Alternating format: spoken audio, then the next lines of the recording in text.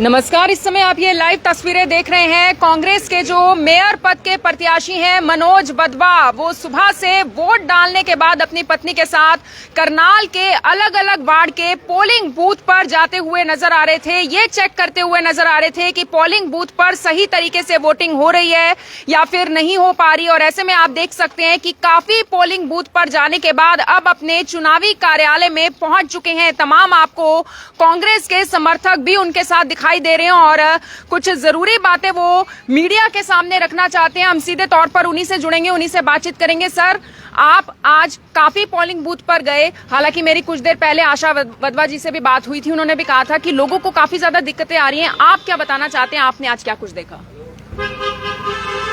सबसे पहले तो करनाल ब्रेकिंग न्यूज के सभी दर्शकों का और आपका बहुत बहुत धन्यवाद है कि आपके सामने जो आज के समय में, इस समय जो सबसे बड़ी दिक्कत आ रही है वो वोटर लिस्ट के अंदर बहुत सारे लोगों के नाम ही नहीं हैं। इवन कि हमारे वार्ड नंबर 2 से प्रत्याशी हैं आरती काम्बोज, उनका वोट ही नहीं है। मुझे तो ये नहीं समझ आ रही, जिस दिन उनका नॉमिनेशन हुआ, नॉमिनेशन के साथ ऑथोराइज वोटर लिस्ट जाती है। जब उनको उनका नॉमिनेशन जो नामांकन भरा जा चुका है, जब वोट देने की बारी आई है तो वहाँ पे उनकी लिस्ट के अंदर नाम नहीं है। तो इससे बड़ा मतलब घोटाला या घपला क्या करेंगे हम। उसके बाद पूरे करनाल के अंदर जहाँ भी जा रहा हूँ वहाँ पर दिखते ही दिखते हैं। किसी प्रकार की चुनाव आयोग के द्वारा कोई भी सुनवाई नहीं हो रही है। बात टेलीफोन करते हैं, आरओ वगैरह बात ही नहीं कर रहे। अगर कोई एक आध बार फ़ोन उठाते हैं, हाँ हम अभी देख रहे हैं, उसके बाद ख़त्म बात। बहुत सारे वोटर्स की लिस्ट में नाम ही नहीं है। पता नहीं क्या किस तरीके से चुनाव करवाया है। और लोग वहाँ पे पोलिंग बूथ पे आगे जब उनकी लिस्ट के अंदर नाम नहीं मिल रहा, वो वापस जा रहे हैं। अभी तक आप देखो 2 बज चुकी है, सुबह 7 बजे पोलिंग स्टार्ट हुई थी, परसेंटेज काफी कम 8 बजे मेरे ख्याल लगभग 28-30% पोलिंग हुई है। इसका मतलब क्या है, जानबूझकर बीजेपी द्वारा ऐसा प्रपंच रचा गया जिसकी वजह से आज करनाल का वोटर परेशान हो रहा है और वो अपना वोट नहीं डाल पा रहा है। प्रजातंत्र के अंदर वोट के द्वारा ये तय होता है कि ये तो लोकल छोटी सरकार बननी है करनाल की, लेकिन ये उसमें भी घालमेल करके इस तरीके की कार्रवाइयाँ करके ये जनता को परेशान कर रहे हैं। हालांकि जनता सब कुछ देख रही है, सब कुछ देख रही है। बहुत अच्छे मार्जिन से हम चुनाव जीतने जा रहे हैं। जो बीजेपी को पता लग चुका है, इस वजह से उन्होंने इस तरीके की, पहले उन्होंने सर्वे भी करवा लिया है। इस वजह से उन्होंने ये जो गलतियां हुई हैं या जानबूझ के जो ये काम किया गया है ताकि लोग अपना वोट ही ना डाल सकें। तो पिछले इलेक्शनों में भी सर ये दिक्कतें आई थी, विधानसभा चुनाव हुए हैं, लोकसभा चुनाव हुए हैं। देखो, छुटपुट गलतियां होती हैं, छुटपुट दिक्कतें आती हैं, लेकिन ये तो आज कोई भी बूथ पे चले जाए, बूथ नंबर 219, अब नया नंबर 20, लिस्टें दे रहे हो आप पुराने बूथों की, और नंबर लिस्ट जो आ रही है वोटर लिस्ट की, उसमें 20 नंबर आ रहा है, 21 नंबर आ रहा है और वो 220 नंबर है। क्या मतलब कोई तरीका है? चुनाव आयोग को या ये सरकार के मिलके सरकारी मशीनरी का दुरुपयोग करके ये सरकार, बीजेपी की सरकार, इस तरीके के कुकृत्य कर रही है। शर्म आनी चाहिए। सर, ऐसे कितने % लोग होंगे जो वोट किसी कारणवश नहीं डाल पा रहे हैं, उनका नाम ही लिस्ट में नहीं होता और वो घर जा रहे हैं बिना वोट डाले? मेरे ख्याल से 10 से 15% वोटर ऐसे हैं जो वापस लौट के घर लौट रहे हैं। जिस भी बूथ पे जा रहे हैं, कोई ना कोई जिस बूथ पे भी गए हैं, कोई ना कोई प्रॉब्लम। कभी मशीन बंद हो रही है, वोटिंग नहीं हो पा रही है, 5-5, 7-7 बार बटन दबाया जा रहा है, उस पे वोट ही नहीं डल रहा है। आपको क्या लगता है क्यों हुआ ये सब? ये उनको ये डरे हुए हैं, वो डरे हुए हैं। उनको ये पता है कि हमारी बहुत बड़ी हार होने वाली है, इस वजह से वो इस तरीके की कार्रवाइयाँ करवा रहे हैं।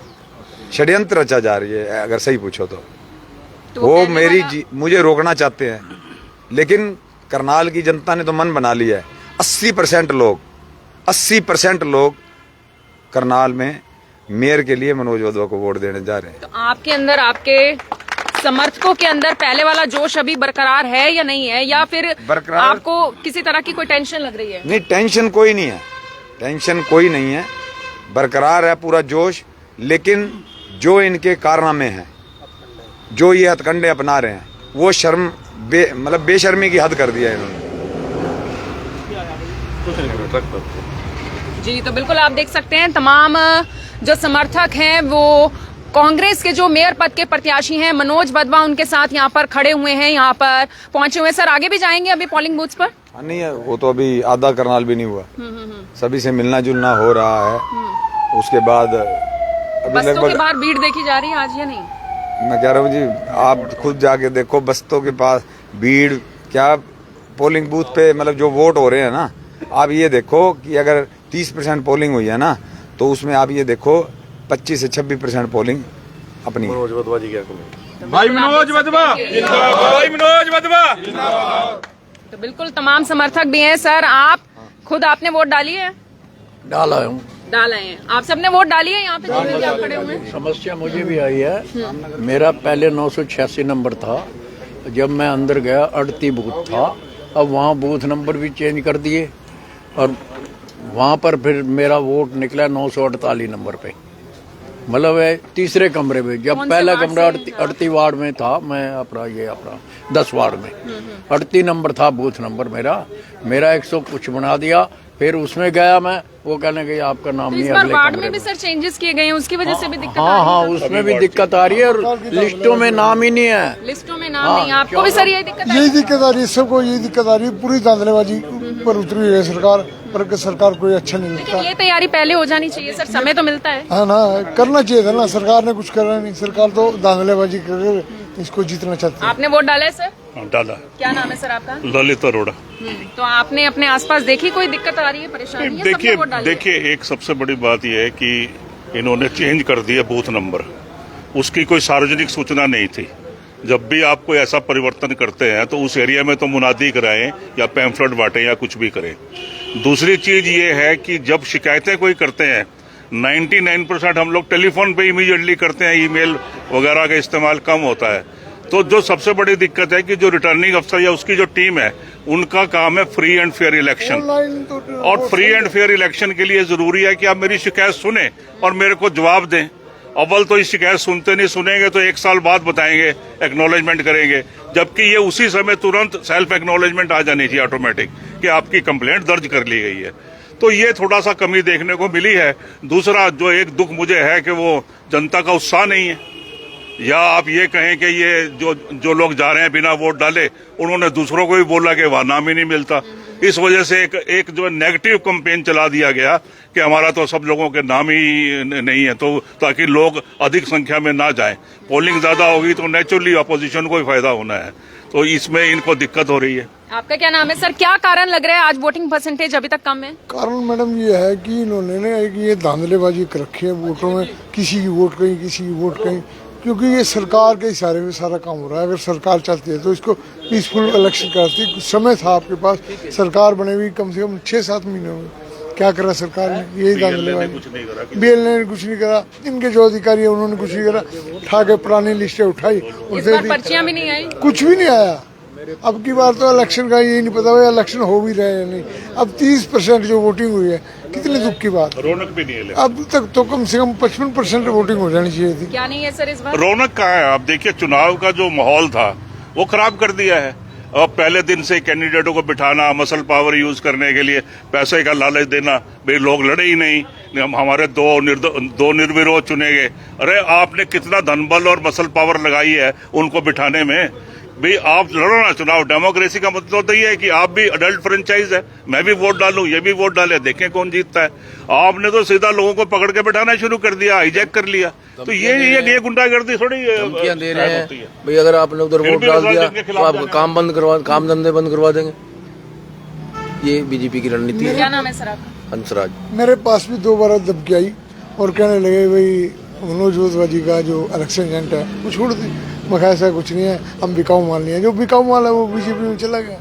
तो बिल्कुल आप देख सकते हैं तमाम लोगों का कहना यही है कि फेयर एंड ट्रांसपेरेंट तरीके से जो इलेक्शंस हैं वो जरूर होने चाहिए। हालांकि कुछ समर्थकों से हमारी बातचीत हुई, कुछ लोगों से हमारी बातचीत हुई, उनका यही कहना था कि आज नगर निगम चुनावों में आज उतनी रौनक देखने को नहीं मिल रही है, लोग उतना नहीं पहुंच पा रहे हैं। हालांकि जो वोटिंग परसेंटेज कम आ रही है उसको लेकर कांग्रेस के जो मेयर पद के प्रत्याशी हैं मनोज वधवा, उनका यही कहना था कि लोग वोट नहीं डाल पा रहे हैं, जिस चक्कर में वो वापस घर लौट कर जा रहे हैं और शायद इसी वजह से वोटिंग परसेंटेज भी अब तक कम सामने आई है। लेकिन शाम होते होते तक पता चलेगा कि आखिर क्या पूरी वोटिंग परसेंटेज आती है। मेरी आप सभी लोगों से यही अपील कि फिर भी घरों से बाहर जरूर निकले। अगर अब तक आप घरों से बाहर नहीं निकले हैं, वोट डालने एक बार जरूर जाएं। आप सभी लोगों का धन्यवाद।